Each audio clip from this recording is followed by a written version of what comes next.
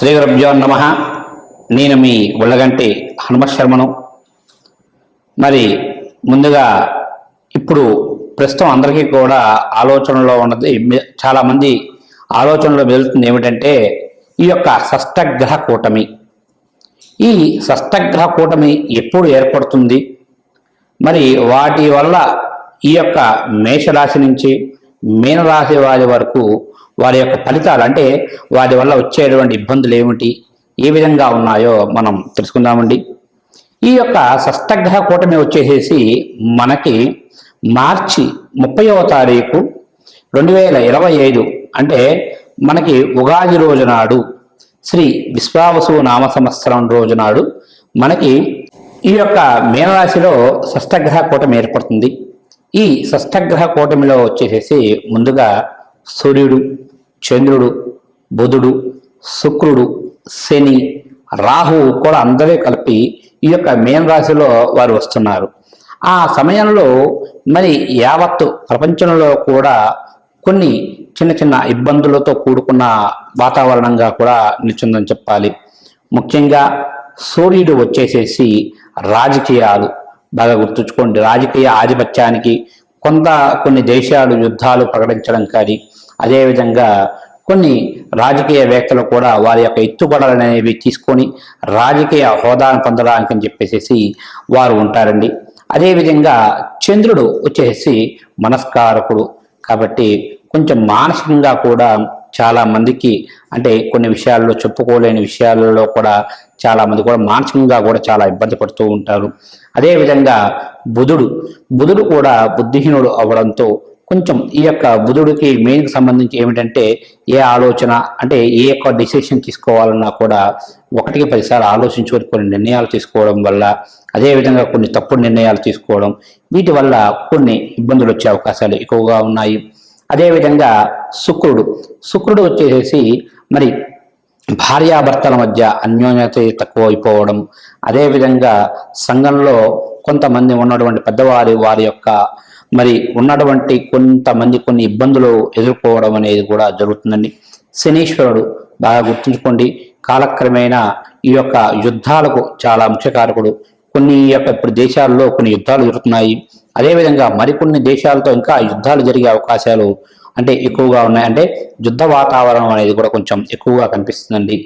రాహు అదేవిధంగా ఆరోగ్యరీత్యా చాలా ఇబ్బందులు గురి చేసే అవకాశాలు ఎక్కువగా ఉన్నాయి. అంటే అంతకుముందు 2019వ సంవత్సరంలో మనకి ఈ యొక్క కరోనా వైరస్ అనేది ఏ విధంగా అయితే వచ్చిందో, ఇప్పుడు అదేవిధంగా ఈ యొక్క 2025వ సంవత్సరంలో మార్చి 30వ తారీఖు నాడు మనకి షష్టగ్రహ కూటమి ఏర్పడడం వల్ల ఇప్పుడు మనం వింటున్నాము ఈ యొక్క చైనా వల్ల మరొక వైరస్ అనేది వ్యాప్తి చెందుతుంది అని.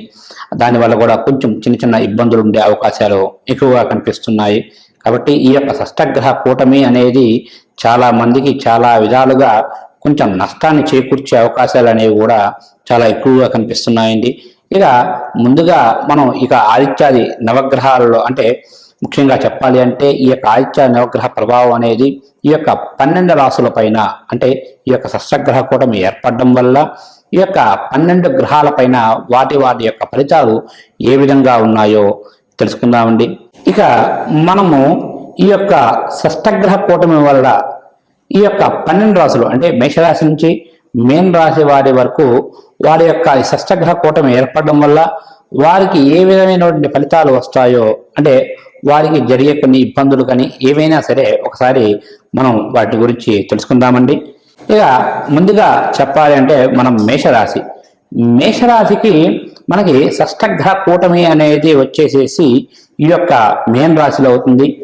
కాబట్టి 12వ స్థానం, అంటే మేషరాశికి 12వ స్థానం ఈ యొక్క మరి షష్టగ్రహ కూటమి ఏర్పడటం వల్ల ఈ యొక్క 12వ స్థానంలో ఉన్నటువంటి గ్రహాలన్నీ కూడా మరి వీరికి మేషరాశి వారికి ఈ యొక్క గ్రహ కూటమి వల్ల అధిక ధన ఖర్చులు, అంటే మనం రూపాయి సంపాదిస్తే అది 2 రూపాయల ఖర్చుగా కనిపిస్తుంటుంది.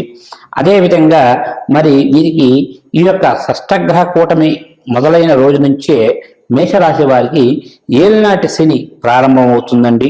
కాబట్టి ఏలినాటి శని వల్ల కొంచెం కొన్ని మానసికమైనటువంటి ఇబ్బందులు, శారీరకమైనటువంటి ఇబ్బందులు, అదేవిధంగా ప్రమాదాలు, ఆకస్మిక ప్రయాణాలు అనేవి కూడా అధికంగా కనిపిస్తున్నాయి.